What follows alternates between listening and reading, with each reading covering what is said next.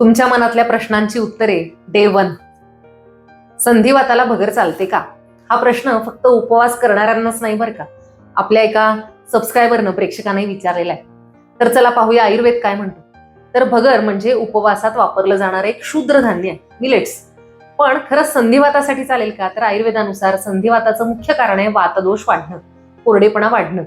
आणि भगरचा गुणधर्म पाहिला तर ती मधुर आहे, किंचित तुरट आहे, थंड गुणधर्माची आणि लघु आहे, त्यामुळे पचायला खूप हलकी आहे.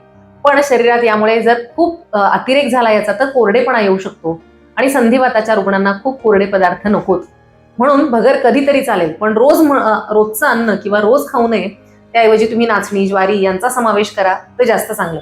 भगर खायचीच असेल तर त्याबरोबर तुपाचा वापर नक्की करा, कारण तूप स्निग्ध आहे, वातशामक आहे आणि सांध्यांचा जो कोरडेपणा आहे तो कमी करणारी आहे.